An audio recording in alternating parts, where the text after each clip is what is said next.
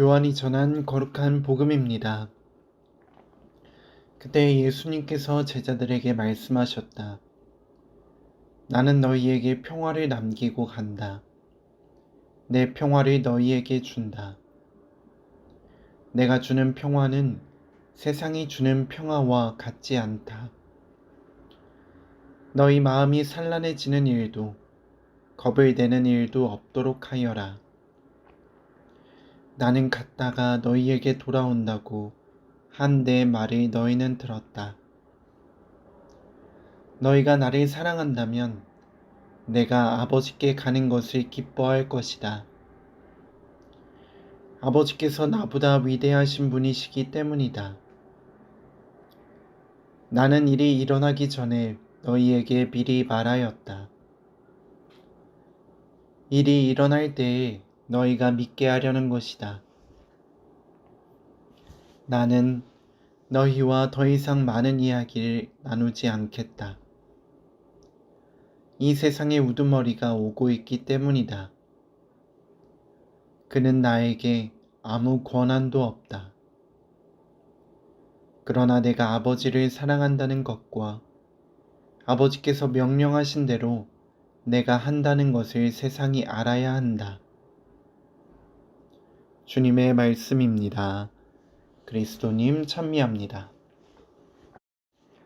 찬미 예수님, 오늘 예수님께서는 우리에게 평화를 남기고 가십니다. 그 평화가 무엇인지 한번 잘 생각해 보는 기회를 갖고자 합니다. 제가 대학원 1학년 때 자크 필립 신부님의 평화 안에 머물러라를 읽고 굉장히 좋았던 기억이 납니다. 그래서 그때 독후감을 썼었는데 그 독후감을 오늘 나누는 시간을 갖도록 하겠습니다. 신학교에서 나와 형제들은 매일 미사를 통해 주님의 평화를 받고 또 형제들에게 평화를 빌며 살아간다. 그런데 신학교에서 살아가는 나와 형제들이 평화 속에 머물지 못하고 쉽게 안 좋은 감정에 휩싸이거나 근심에서 빠져나오지 못할 때를 꽤 자주 본다. 나는 예수님의 은총을 매일 받고 살아가는 이곳에서 도대체 왜 그럴까 종종 의문을 가졌다. 그때마다 나는 이 의문에 사람은 완벽하지 않잖아. 어떻게 늘 평화롭게 살 수 있겠어? 라며 찝찝함을 남기고 간단히 넘어가곤 했었다. 이 질문에 대한 답을 자크 필립 신부님의 평화 안에 머물러라 라는 책에서 찾을 수 있었다. 자크 필립 신부님은 하느님의 은총이 우리 삶 안에서 자유롭게 일하게 하기 위해서는 평화가 너무나도 중요한데 그리스도인의 대부분이 그것을 잘 모르고 있다며 이야기를 풀어내고 있었다. 그 이야기들은 나에게 평화가 무엇인지 생각하게끔 만들어 주었고 평화가 그리스도인들에게 너무나도 일상적이며 소홀히 할 수 없는 주제임에도 불구하고 가볍게 여기며 살아갔던 나를 성찰하게 도와주었다. 이러한 성찰들은 자연스럽게 평화 속에 머무르지 못하고 불안과 근심에 자꾸 빠지는 나와 형제들에 대한 의문을 해소시켜 주었다. 평화 안에 머무는 사람이 되기 위해 책의 내용을 토대로 했던 나의 성찰을 짧게나마 나누고자 한다. 첫 번째, 우리는 나약한 존재이다. 우리는 평화를 생각하기에 앞서 우리가 얼마나 나약한 존재인지 인정해야 한다. 저자는 우리의 나약함이 우리가 하느님을 찾고자 하는 하느님의 평화 안에 머무르고자 하는 선의를 갖게 해준다고 말한다. 저자는 이 점을 소아데레사의 말을 통해 잘 전해주고 있었다. 주님께서 제 영혼에게 하신 가장 큰 일은 저의 작음과 무력함을 보여주신 것입니다. 어느 상황에서도 평화롭게 지낼 수 있었던 데레사 성녀의 밑바탕에는 자신의 나약함을 온전히 인정했던 겸손이 있었다. 나의 나약함을 인정하고 싶지 않던 나의 교만함을 바라본다. 내 부족함을 끝없이 마주하면서도 애써 외면하려 했던 것이 나에게 주님의 평화를 얼마나 많이 앗아갔는지 성찰할 수 있었다. 평화 안에 머무르기 위한 출발점에 다시금 서기 위해 나의 나약함을 주님 앞에서 인정한다. 두 번째, 나약함에서 벗어나기 위해서 인간의 나약함은 영혼을 불안과 동요로 채우기도 한다. 또한 이 불안과 동요는 하나님의 은총이 우리의 영혼 안에서 일하기 힘들게 만든다. 우리가 나약함을 인정했다면 벗어나기 위해서는 어떻게 해야 할까? 저자는 사람들이 흔히들 스스로 모든 것을 해결하려고 애쓰며 불안해한다고 말하며 스스로가 아닌 하느님과 함께 할 때만이 우리의 평화롭지 못한 상황에서 벗어날 수 있을 것임을 알려준다. 중요한 것은 끊임없이 그분과 함께 하려고 노력해야 한다는 것이다. 저자는 그분만이 우리의 됨됨이를 아시기 때문에 계속해서 그분께 자신을 내맡기라고 말하고 있었다. 만약 내가 고해성사 때만이 아니라 일상 안에서도 나의 부족함을 계속해서 내맡기고 기도하는 삶을 살았더라면 어떠했을까 성찰해 본다. 그랬다면 그분의 현존이 나에게 더 크게 다가와 나 스스로 발버둥 치지 않고도 평화 안에 머무를 수 있었을 것이다. 평화를 잃는 것은 평화를 엉뚱한 데서 찾고 있기 때문이라는 저자의 말을 새겨본다. 근심 걱정에 쉽게 휘둘리는 내가 할 수 있는 최선은 하느님을 찾고 그분께 나를 내맡기는 것이다. 세 번째, 저희를 유혹에 빠지지 않게 하시고 그분께 내맡길 수 있다면 평화 안에 머무르는 것은 어려운 일이 아닐 것이다. 다만 그 과정이 쉽지가 않음을 삶을 통해서 알고 있었는데 책을 통해서 그것이 정말로 어려운 일이라는 것을 재차 확인한다.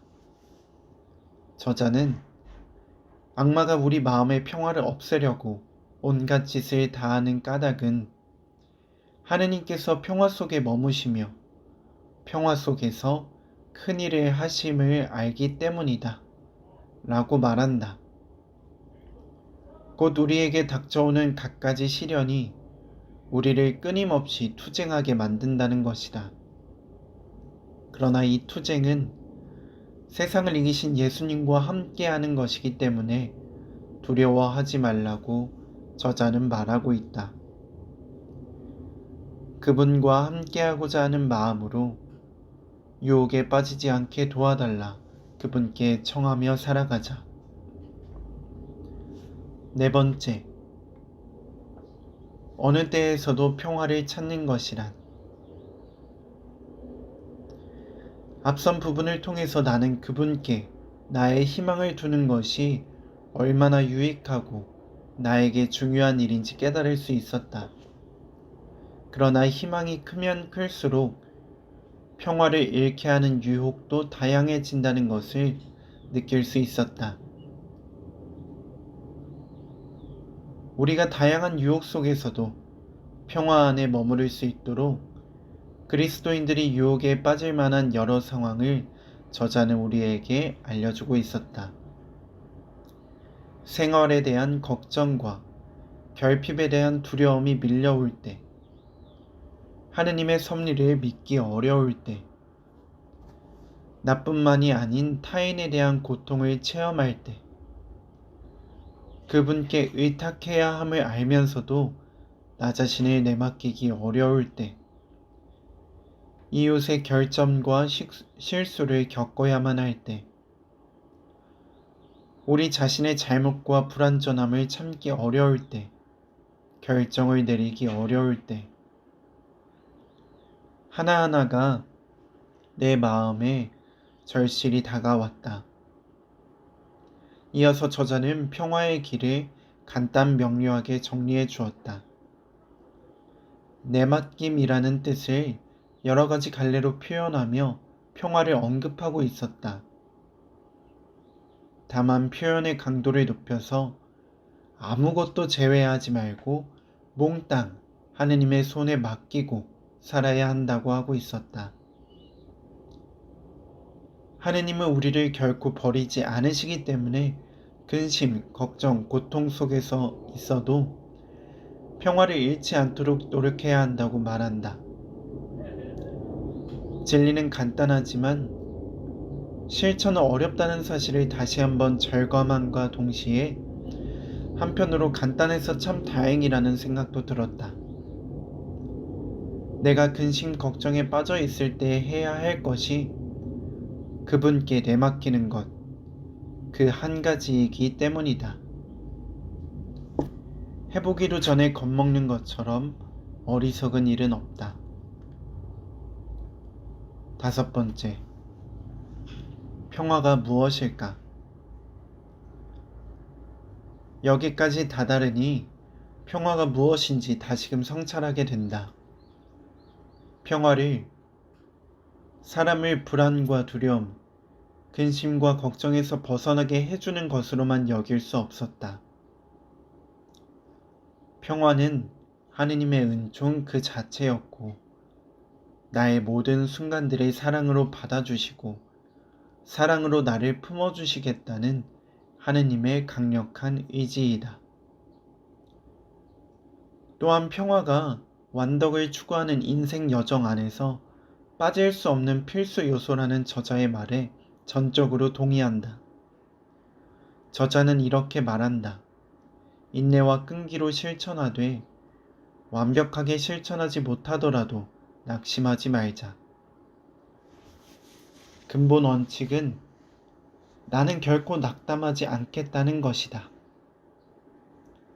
내가 가끔은, 아니 자주 주님의 평화를 저버리더라도 다시금 일어서는 것이 얼마나 중요한지 되새긴다.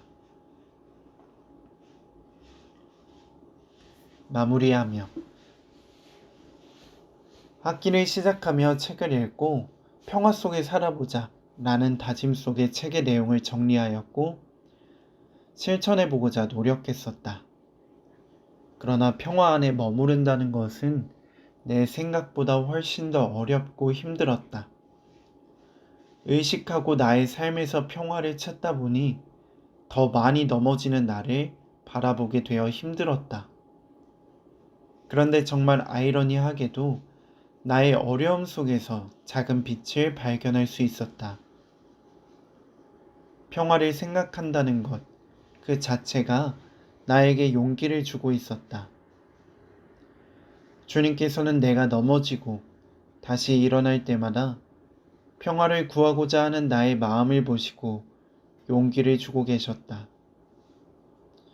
처음부터 전적으로 나를 내어 맡길 수는 없겠지만 그분께서 천천히 나를 이끌어 주시고 계셨다.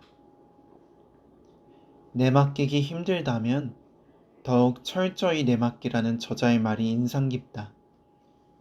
성실히 그분을 따르고자 다짐해 본다. 나의 부족함을 바라보는 일이 쉽지는 않겠지만 그것이 내 영적 성숙의 시작임을 느낄 수 있어 매우 유익하고 좋은 시간이었다. 콜로새서의 말씀이 마음에 다가온다. 그리스도의 평화가 여러분의 마음을 다스리게 하십시오. 네, 오늘 예수님께서 우리에게 평화를 남기고 가셨습니다.